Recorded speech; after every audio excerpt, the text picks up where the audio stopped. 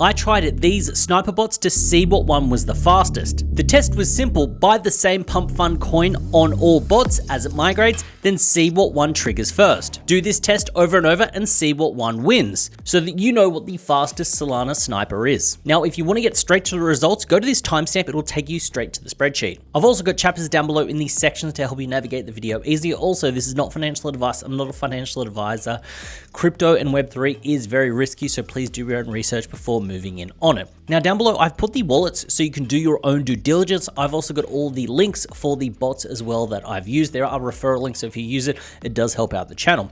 Now, I do want to stress that this test wasn't about making money. This was just about getting the transactions through. But saying that, I actually did make money in some of the trades. If you want to know how to do it, make sure to sub. I'll be dropping a tutorial on how to snipe using the fastest sniper. So now I'll run through the launches. The first coin was Talibros. Then we had Ask. Then after that, we had Febreze. We then had RSA. Trade number 5 was Sunsets. Then this one we had Cow or KU. And the last one in the test was Coin. Now here's how they came through. On Talibros, Nova came in first, Pepe, then Shuriken. Unibot and BananaBot, touch on this later, they actually didn't do quite well. On Ask, we had Nova, Pepe, and then Shuriken in that order. Febreze, Nova, Pepe, Shuriken. On RSA, we had Shuriken, then Pepe. RSA and Sunsets, there was an issue with Nova. Then on Sunsets, we had Shuriken and then Pepe. On Cow, we had Nova, Shuriken, and then Pepe. And then on Coin, we had Pepe, Nova, and Shuriken. Now, if you want to get details like this so you can see where all the buys and sells are, so you can track wallets and do this kind of stuff, there's a link down below for BullX. It'll cut the wait line. So if you're trying to get into Neo BullX, this will let you get in there. If you don't use it, you're going to be in a queue with thousands of people. So yeah, definitely do it. And you can see here, it shows you where the different buys are on the chart and the sells. Very good, very intuitive. And here's what the results look like in a spreadsheet. We had Nova coming in first, Pepe, and then Shuriken. So basically, Nova came in first the majority of times. We then had Pepe coming in sort of second most of the times, and then Shuriken in third most of the times.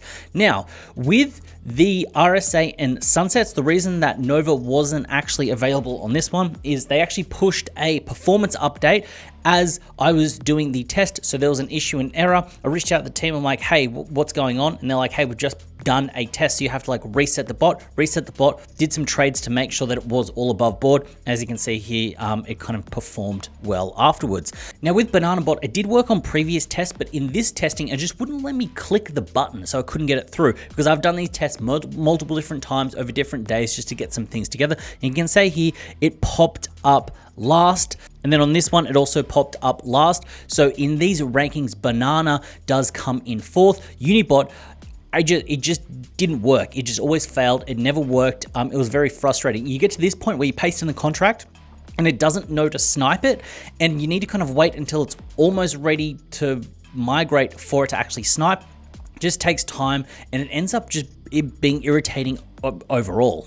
Now, something I need to point out with Shuriken here is the way that Shuriken works is it works a little bit different. You don't actually snipe from your bot, it's a group sniper. So when you actually have a look at the transaction, it's sniped elsewhere, then sent to your wallet. And you can see it here on the screen as it runs through. It says airdropping your tokens. Basically, what Shuriken is it's a group sniper. So when you're sniping a coin, you have all of your fees, tips, whatever you want to do, your gas fees, and it goes into a centralized wallet or a pool to then do the sniping. Now, this means that if it's just you alone sniping, it might not be the best, but it does mean that if there are 100 people that are trying to snipe a particular coin, it then bundles up all of that gas and then juices it up to then put through a purchase. Now, this could be good or bad, but it does mean that you don't have your tokens straight away. It's not your P&L. You're getting airdropped the tokens. Now, it doesn't take long to airdrop them.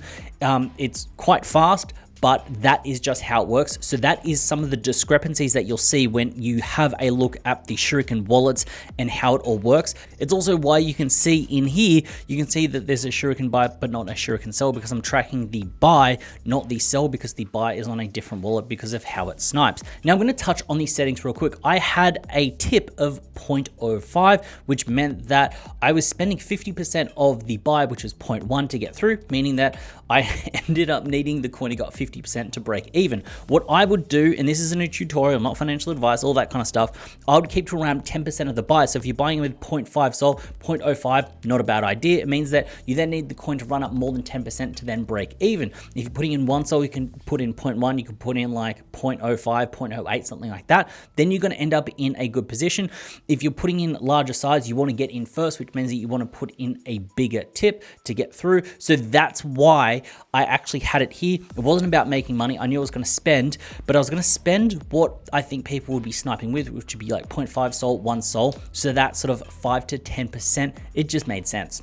Now, I also do want to say that I spent over 5 hours running these tests back to back. It wasn't just the test that you can see here. I ran them before, had a look at the settings, made sure that everything was even, because some of the tests that I did beforehand, I didn't have the right gas settings. I didn't have the right setups together. Things failed, had to go create wallets again and again to try to get you fresh, clean data so that you can see everything as transparent as possible. So yeah, I spent my hard-earned soul doing it. So if you did like this video, make sure you go down there, drop some love. I'd very much appreciate it, because I found out for you what the fastest Solana sniper is, and hopefully you enjoyed this video. I had a pleasure making it, and I look forward to seeing you in the next one.